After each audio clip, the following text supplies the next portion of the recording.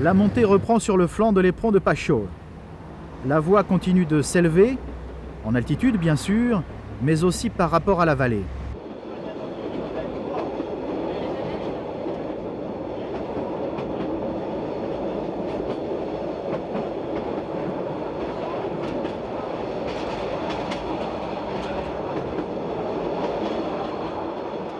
Le deuxième retournement est imperceptible puisqu'il s'effectue autour du promontoire.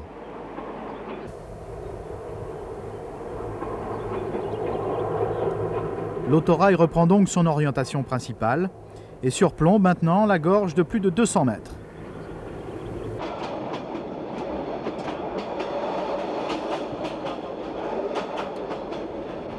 Qui croirait dans ce site grandiose dominé par le fortin de Pachol et surtout par le massif du Monte Cardo que le rail vient à peine de dépasser la cote des 700 mètres.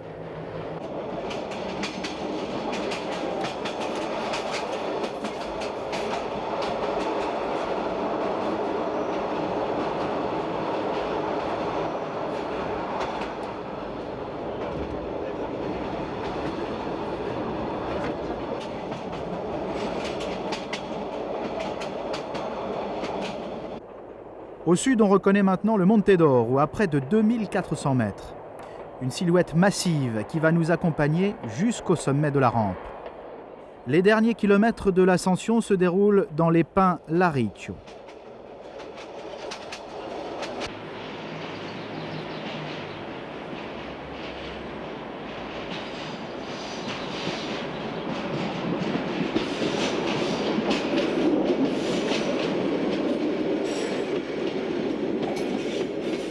Après une vingtaine de minutes d'efforts soutenus, l'autorail arrive au palier de la gare de Vitsavone, point culminant du réseau ferré corse à 906 mètres d'altitude. Au cœur de la forêt, la petite station a su rester active en se faisant elle-même village pour compenser son isolement. Le restaurant et l'épicerie sont très appréciés des randonneurs puisque c'est ici que le GR20 croise la voie ferrée.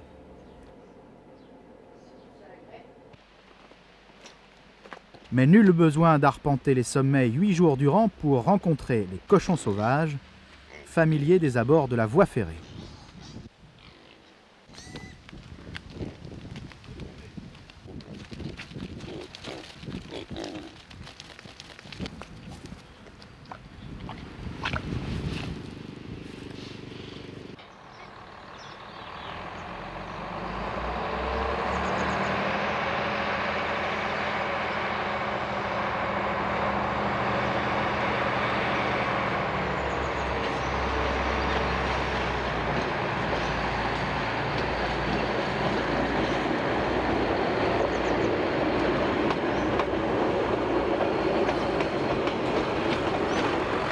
Immédiatement en sortie de la gare, l'autorail va pénétrer dans le tunnel de Vitsavone.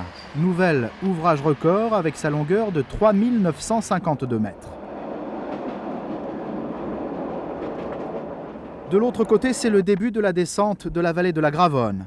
Large, rectiligne, plus riante aussi.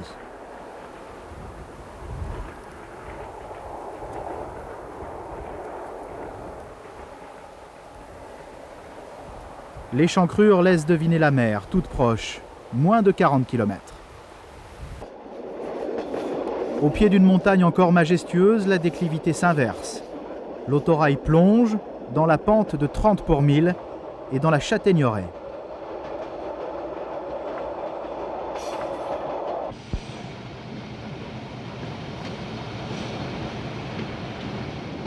Bocognano, kilomètre 116. C'est ici que nous rencontrons le train de marchandises, le loco, dans le langage des cheminots corses.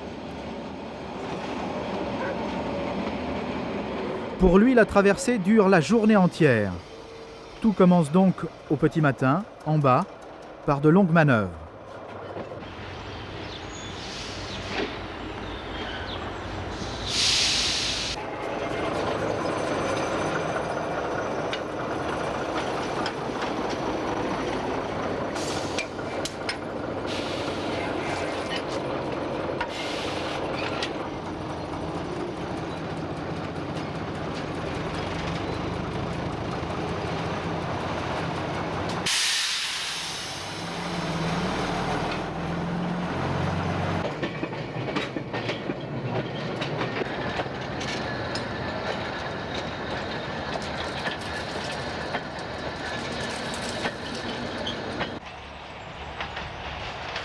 En plaine, le loco emmène à bonne allure son chapelet de voitures d'occasion, mais aussi quelques tombereaux de traverse et des messageries en tout genre.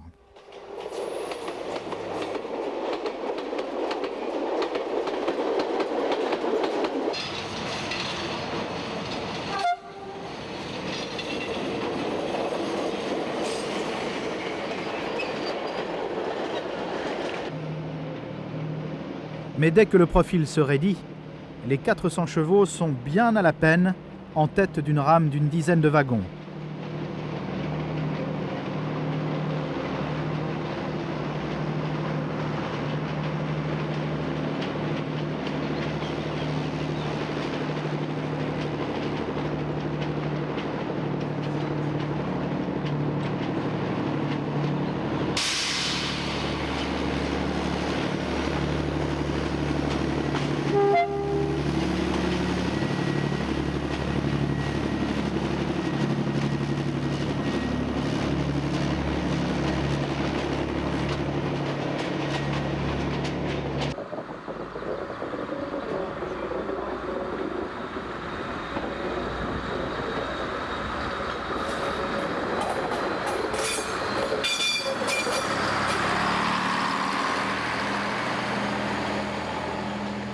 La descente reprend par une large boucle dans un vallon encaissé.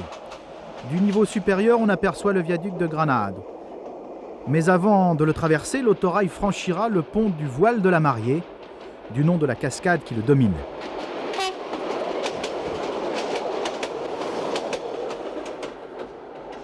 Très vite, on retrouve la plaine et son soleil de plomb.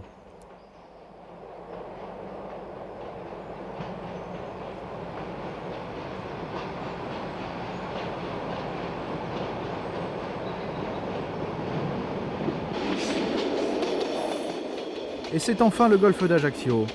Mais la carte postale d'un site prestigieux ne suffit pas à dissimuler une entrée de ville semblable à toutes les autres.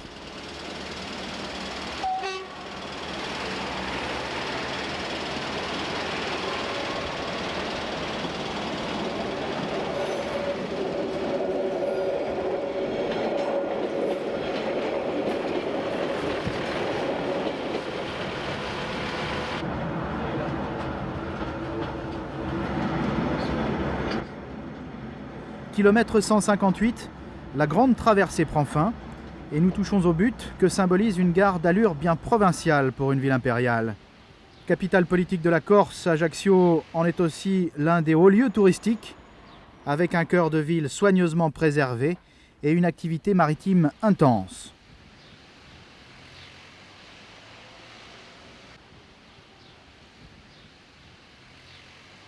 Mais dans l'exploitation du réseau ferré, la cité des Bonaparte n'est toujours qu'un bout de ligne, et après un bref relais, l'autorail s'empresse de repartir. Retour vers le nord.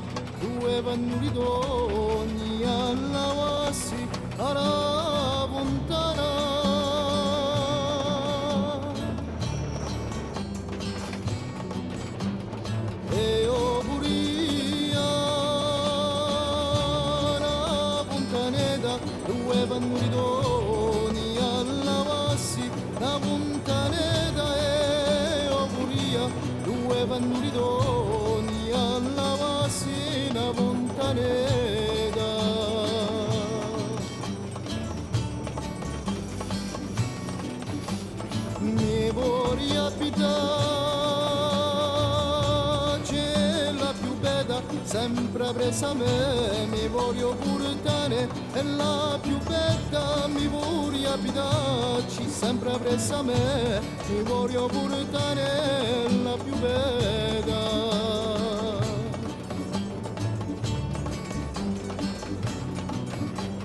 E io mi vedo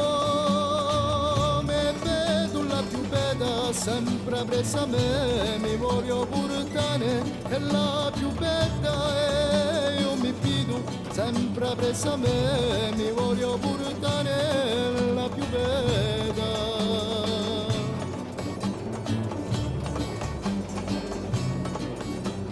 Ai antica si vede tanta veda, sempre presa te e sapruneda, tante veda, ai antica si vede, sempre presa te e sapruneda, tante veda.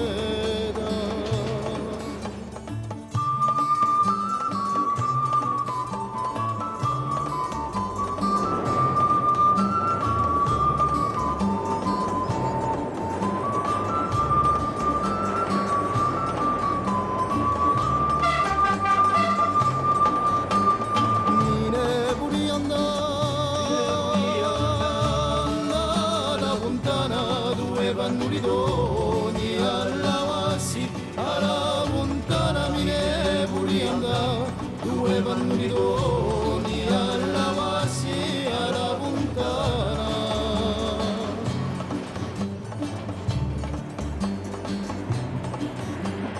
E o puria, alla montaneta, due vannuridoni alla vassi, la montaneta.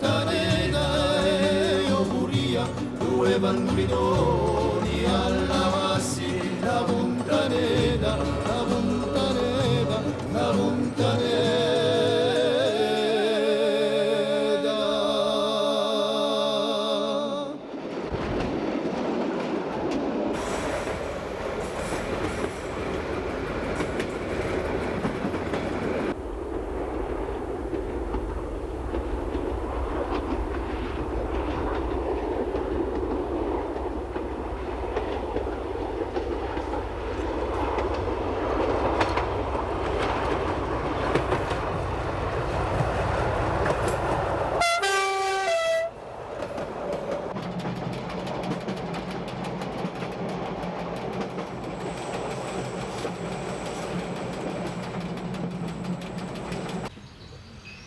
Ponteleccia, c'est ici que la ligne de la Balagne vers l'île Rousse et Calvi se détache de l'artère centrale.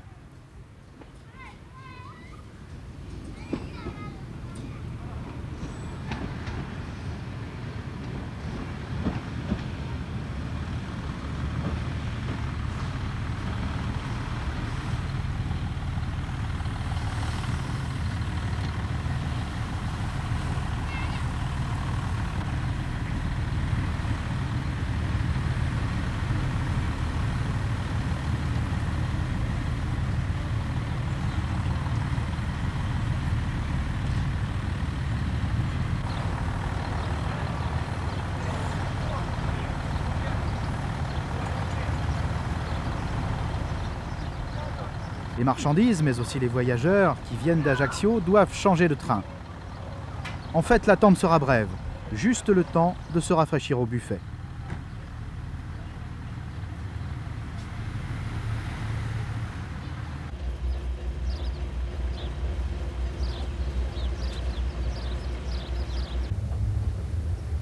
L'X2000, ce jour-là, dans sa nouvelle robe blanche à filet bleu, ne tarde pas à arriver de Bastia.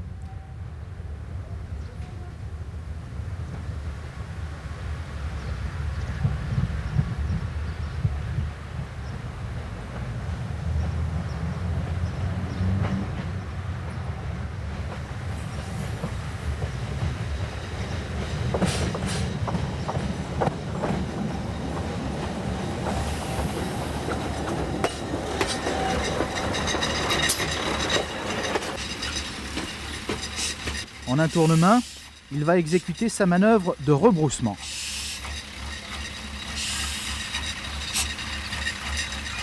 Ici, les vacanciers sont largement majoritaires et les autorails CFD, accompagnés de leurs petites remorques billards, préservent bien le caractère familial de la voie métrique.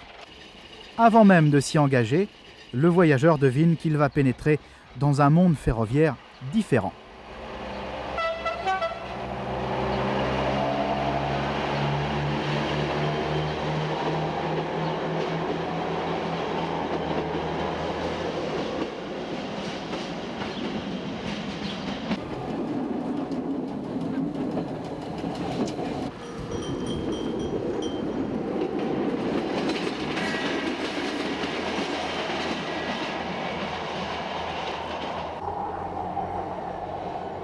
Le parcours débute par la remontée de la vallée du Lagagne, à travers un maquis aride et inhabité, à quelques bergeries près, presque le désert.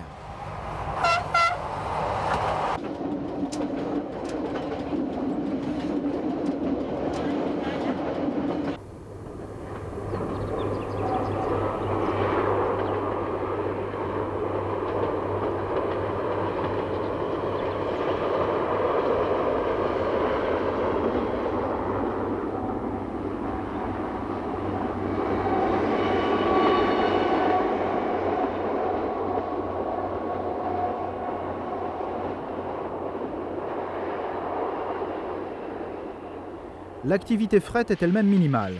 2 fois par semaine, la draisine Jesmar suffit bien pour 2, parfois 3 wagons.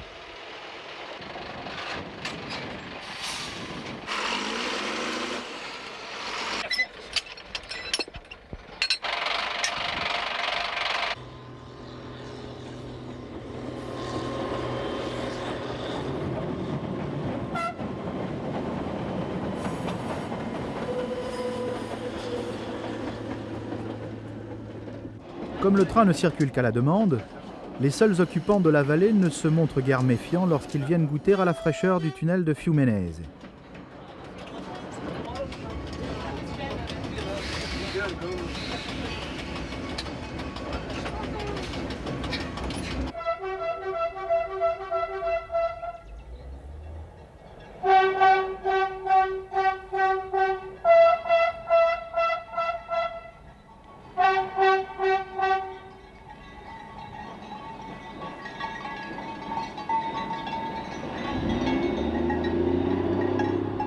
Efficace le klaxon, mais juste le temps d'un passage. Dès que le mini-convoi se sera éloigné, les vaches reviendront. Ici, l'ombre est encore plus rare que les trains.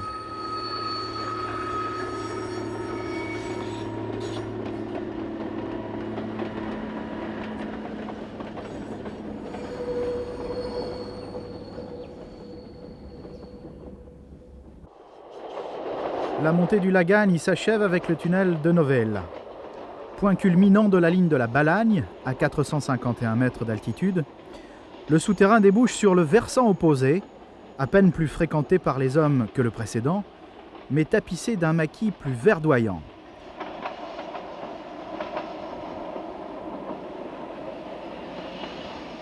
Lorsque l'autorail aborde la petite gare, les voyageurs aperçoivent la mer, à 10 km d'ici en ligne directe.